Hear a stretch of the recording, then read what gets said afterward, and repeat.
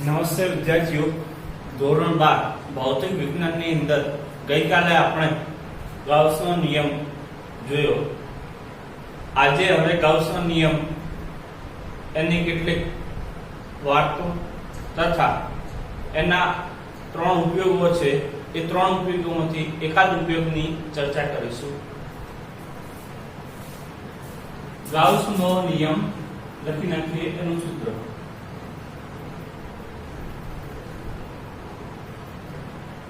ગાઉસના નિયમનું સૂત્ર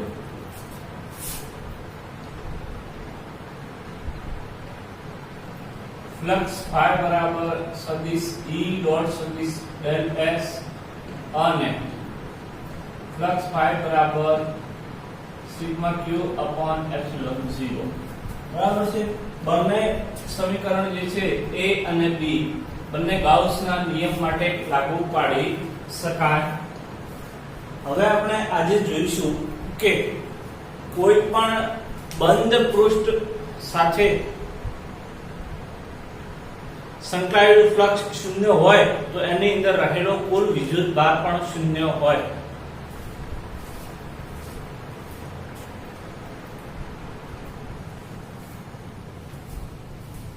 બરાબર. તો હવે આપણે જોઈશું કે જો કોઈ બંધ પૃષ્ઠ સાથે સંકળાયેલું ફ્લક્સ શૂન્ય હોય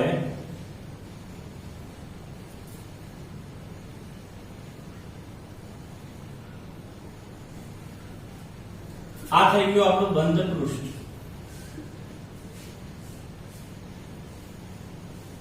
બરાબર છે.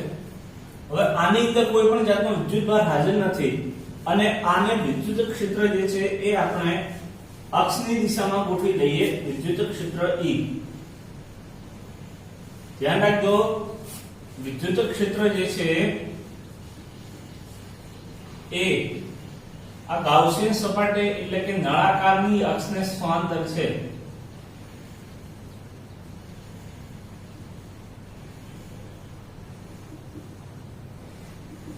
બરાબર. ધ્યાન રાખજો, બંધ પૃષ્ઠ, આ બંધ પૃષ્ઠ જે છે એની અંદર વિદ્યુત ક્ષેત્ર ગોઠવણી આપણે એવી કરીએ છીએ કે જેથી કરીને વિદ્યુત ક્ષેત્ર એ આ બંને x અક્ષની દિશામાં રહે. તો આની પ્રથમ સપાટી જેને કહીએ આપણે S1, બીજી સપાટી એને કહીએ S2 તથા ત્રીજી સપાટી એને કહીશું આપણે S3. એટલે કે નળાકાર જે છે, આ જે નળાકાર લીધો છે ગાઉસિયન સપાટી લીધી છે એ નળાકાર ગાઉસિયન સપાટીની ત્રણ સપાટી છે. પ્રથમ સપાટી ડાબી બાજુની અંદર કે જે વર્તુળાકાર સ્વરૂપની છે, બીજી સપાટી જમણી બાજુ S2 એ પણ વર્તુળાકાર સ્વરૂપની છે અને વચ્ચે જે સપાટી રહી છે એ સપાટીને કહેવાય વક્ર સપાટી. બરાબર છે. ઓકે. તો હવે આપણે જે છે સૂત્ર મુજબ બંધ સપાટીનો કુલ ફ્લક્સ જોઈએ.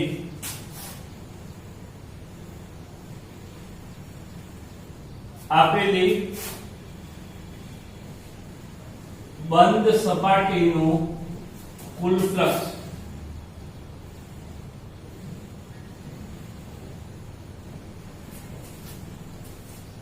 તો અહીં જે છે ત્રણ સપાટી છે અને ત્રણ સપાટીના કારણે કુલ ત્રણ ફ્લક્સ મળશે. phi total બરાબર phi1 વત્તા phi2 વત્તા phi3. phi1 એટલે કે S1 ના કારણે મળતું ફ્લક્સ, S2 ના કારણે મળતું ફ્લક્સ અને S3 ના કારણે મળતું ફ્લક્સ. તો હવે આપણે જોઈએ કે વિદ્યુત ક્ષેત્રની દિશા એ x અક્ષની દિશામાં છે. S1 માટે વિદ્યુત ક્ષેત્ર જમણી બાજુ છે E અને આના માટેનું ક્ષેત્રફળ સદિશ એ ડાબી બાજુ થશે જેને આપણે ડેલ્ટા S વડે દર્શાવીશું. એટલે કે પ્રથમ સપાટી માટે વિદ્યુત ક્ષેત્ર E અને ક્ષેત્રફળ સદિશ S1 માટે E અને ડેલ્ટા S1 બંને પરસ્પર વિરુદ્ધ દિશામાં છે.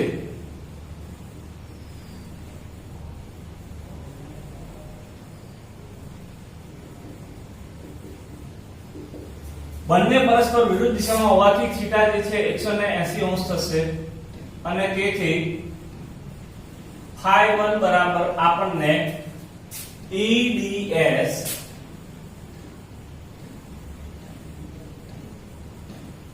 cos 180 અંશ એટલે કે માઈનસ EDS મળશે. સમીકરણ નંબર 1 બરાબર છે. હવે અહીં જે આપણને S1 માટે ફ્લક્સ મળ્યું એ જ રીતે આ બીજી સપાટી માટે જોઈએ તો બીજી સપાટી માટે S2 સરફેસ માટે વિદ્યુત ક્ષેત્ર એ x અક્ષની દિશામાં છે તથા S2 ને દર્શાવતો ક્ષેત્રફળ સદિશ ડેલ્ટા S એ પણ વિદ્યુત ક્ષેત્રની દિશામાં છે. તો હવે અહીંયા લખી શકીએ આપણે S2 માટે વિદ્યુત ક્ષેત્ર E સમાંતર ડેલ્ટા S2 છે તેથી થીટા બરાબર 0 મળે અને phi2 બરાબર આપણને phi2 બરાબર E ડેલ્ટા S cos 0 અંશ એટલે કે આપણને phi2 બરાબર E ડેલ્ટા S મળશે જેને આપણે સમીકરણ નંબર 2 આપી દઈએ. આમ આપણી પાસે બંધ નળાકારની અંદર કુલ 3 સપાટી હતી જેમાંથી પ્રથમ S1 અને બીજી સપાટી S2 બંને માટે ફ્લક્સ phi1 અને phi2 એના મૂલ્યો શોધ્યા. હવે આપણે વક્ર સપાટી phi S3 માટે શોધીશું.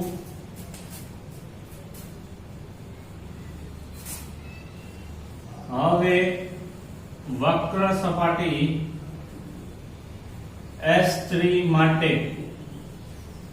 તો અહીં તમે ખાસ ધ્યાન આપજો કે વિદ્યુત ક્ષેત્ર જે છે એ ડેલ્ટા S જે છે એને લંબ રૂપે છે થાય તેથી થીટા બરાબર 90 અંશ મળશે. ધ્યાન રાખજો તમે કે વિદ્યુત ક્ષેત્ર જે છે એ x અક્ષની દિશામાં આપેલું છે જ્યારે આનું ક્ષેત્રફળ સદિશ જે છે ડેલ્ટા S એ ઉપરની દિશામાં છે એટલે કે બંને વચ્ચેનો ખૂણો 90 અંશનો થશે અને આ કિંમત જે છે સમીકરણની અંદર મૂકીશું તો આપણને કિંમત મળશે phi3 બરાબર E delta S cos 90 degree અને એના કારણે આ કુલ ફ્લક્સ જે છે આપણું થશે phi. સમીકરણ 3. હવે સમીકરણ 3 1 2 અને 3 ત્રણે ત્રણની કિંમત આપણે મુખ્ય સમીકરણમાં મૂકીએ તો phi ટોટલ બરાબર phi1 વત્તા phi2 વત્તા phi3 એટલે કે minus E delta S plus E delta S plus 0 અને આના બરાબર થશે 0 એટલે કે કુલ ફ્લક્સ જે છે એ થયું આપણું 0 phi ટોટલ. અને આ સૂત્ર પરથી આપણે કહી શકીએ કે phi total ની કિંમત જો આપણે આ લઈએ સિગ્મા q upon epsilon 0 બરાબર 0 તો epsilon 0 જે છે એટલે કે આનો મતલબ એ થશે કે સિગ્મા q અથવા એકલો q વીજભાર શૂન્ય થશે. ક્યારે? અહીં આપણે જાણ્યું છે કે અહીં માત્ર આપણે વિદ્યુત ક્ષેત્ર લીધું છે કોઈ વિભાગ લીધો નથી. આમ આપણે કહી શકીએ કે જો કોઈ બંધ સપાટીમાંથી પસાર થતું ફ્લક્સ શૂન્ય હોય તો તેની સાથે સંકળાયેલો વિદ્યુત ભાર પણ શૂન્ય થાય. વિધાન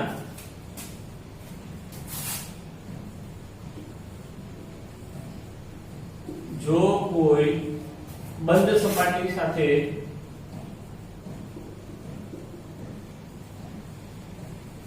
સંકળાયેલ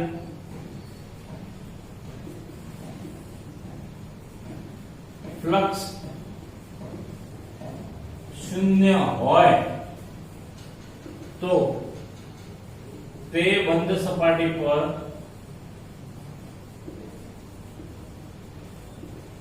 વીજભાર શૂન્ય થાય. બરાબર છે. તો આ જે છે આપણે સારી રીતે જોઈ લીધી. ત્યારબાદ હવે ગાઉસના નિયમની કેટલીક ચર્ચાઓ કરીશું.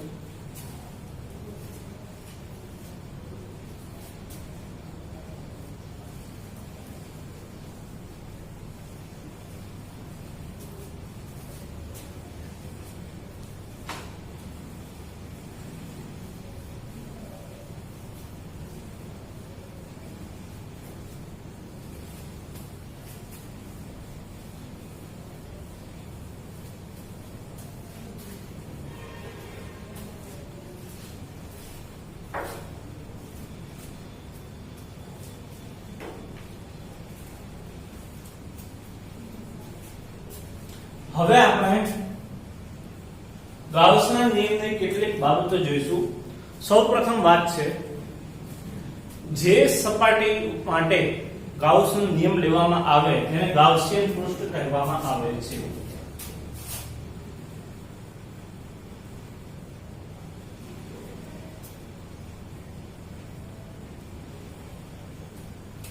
જે બંધ સપાટી માટે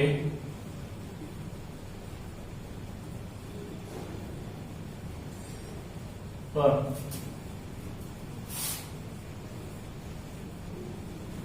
ગાઉસનો નિયમ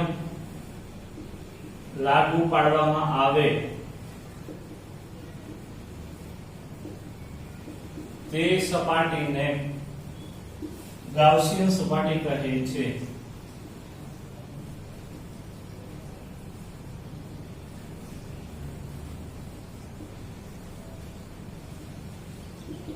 બરાબર છે. ગાઉસિયન સપાટી એટલે શું? તો કે જે બંધ સપાટી પર ગાઉસનો નિયમ લાગુ પડે. બરોબર. આ ગાઉસનો નિયમ એ કોઈ પણ આકારની બંધ સપાટી માટે લાગુ પાડી શકાય છે. બરોબર. ગાઉસનો નિયમ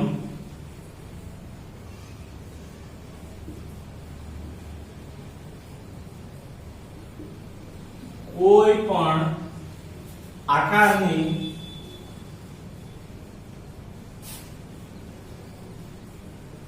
બંધ સપાટી માટે લાગુ પાડી શકાય.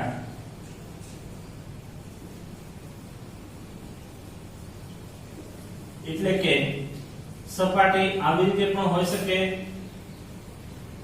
આવી સપાટી પણ હોઈ શકે, અથવા તો પછી આગળ જોયું એ પ્રમાણે આવી રીતે સપાટી પણ હોઈ શકે. બરાબર છે. બંધ ગાળો રચતી હોય એવી કોઈ પણ આકારની સપાટી લઈ શકીએ. બરાબર છે. તો ગાઉસનો નિયમ કોઈ પણ આકારની બંધ સપાટી માટે લાગુ પાડી શકાય છે. ત્રીજી વસ્તુ, ગાઉસનું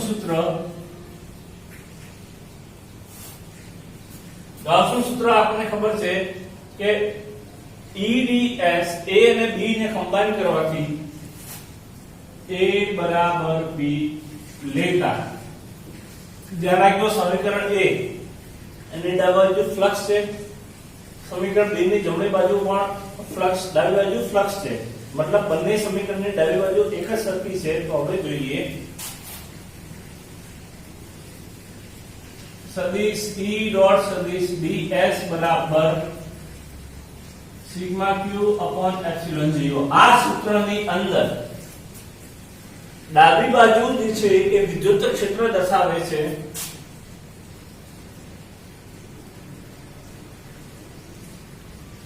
ડાબી બાજુનું વિદ્યુત ક્ષેત્ર દરેક વીજભાર વડે ઉદ્ભવતું વિદ્યુત ક્ષેત્ર દર્શાવશે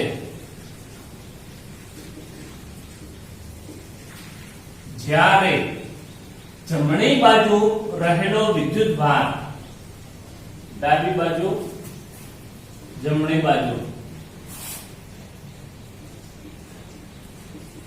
જમણી બાજુ રહેલો વીજભાર એ માત્ર બંધ સપાટી વડે ઘેરાયેલો વિદ્યુત ભાર આપશે. બંધ સપાટી એટલે કે ગાઉસિયન સપાટી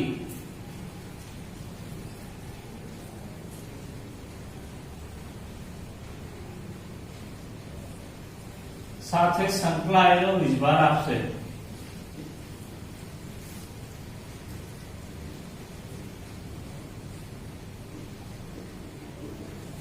બરાબર છે. ખાસ ધ્યાન રાખજો કે ડાબી બાજુનું વિદ્યુત ક્ષેત્ર જે છે એ દરેકે દરેક વીજભારોના કારણે ઉદ્ભવતું વિદ્યુત ક્ષેત્ર આપશે.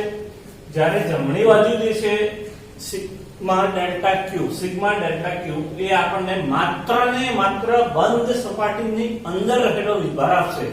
સમજીએ. ધારો કે મારી પાસે કોઈ આવો બંધ પૃષ્ઠ છે, એની અંદર Q1 Q2 Q3 Q4 Q5 આટલા બધા વીજભારો છે. તો આ 1 2 3 4 અને 5 આમ કુલ 5 વીજભારોના કારણે મને 5 વિદ્યુત ક્ષેત્રો મળશે. એટલે કે આ સમીકરણની અંદર સદિશ E ડોટ સદિશ ds એની અંદર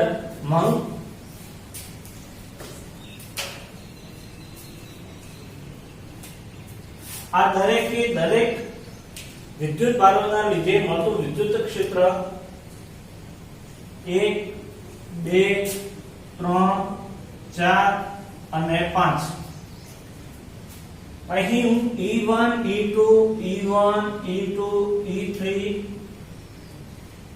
E4 અને E5 પાંચે પાંચ વિદ્યુત ક્ષેત્રો ગણતરીમાં લઈશ ડાબી બાજુ. પરંતુ જ્યારે જમણી બાજુની વાત આવે છે ત્યારે માત્ર ને માત્ર જમણી બાજુ એટલે કે સિગ્મા Q ની અંદર સિગ્મા Q જે છે એ સૂત્રની અંદર માત્ર આ બે જ વીજભારો આવશે. કારણ કે આ બે વીજભારો જે છે એ બંધ સપાટીની સાથે સંકળાયેલા છે. બરાબર છે. એટલે આ વાત ખાસ ધ્યાન રાખજો કે લક્ષણ સૂત્રની અંદર ડાબી બાજુ રહેલું વિદ્યુત ક્ષેત્ર એ તમામ વિદ્યુત ધારોના લીધે મળતું હોય છે. જ્યારે જમણી બાજુ રહેલો કુલ વિદ્યુત ભાર એ માત્ર બંધ સપાટીની અંદર જ નો વિદ્યુત ભાર દર્શાવશે. બંધ સપાટીની બહારનો વિદ્યુત ભાર દર્શાવશે નહીં. બરાબર છે. ઓકે. તો હવે આપણે પ્રથમ ઉપયોગ છે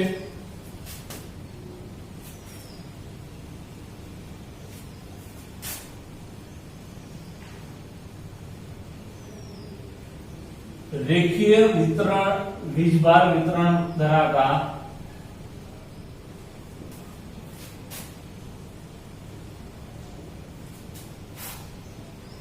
અનંત લંબાઈના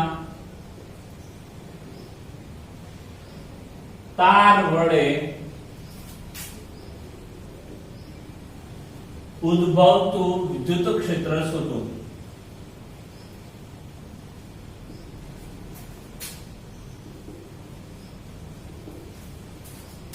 બીજો જે છે અનંત વિસ્તારના અથવા પૃષ્ઠ વીજભાર વિતરણ ધરાવતા પૃષ્ઠ વીજભાર વિતરણ ધરાવતા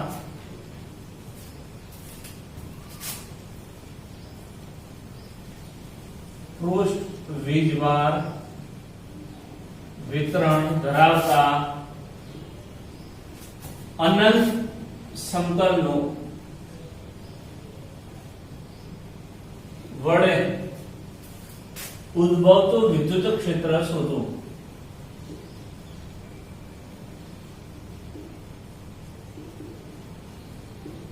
અને 3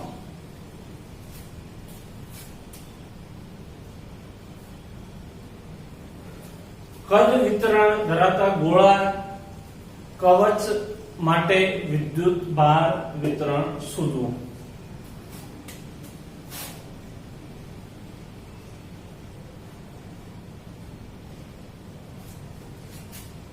કદ વીજભાર વિતરણ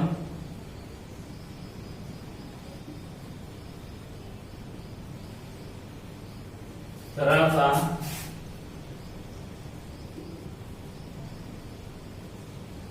ગોળા એટલે કે કવચ વડે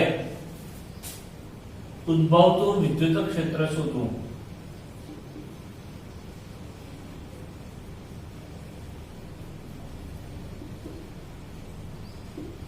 બરાબર છે.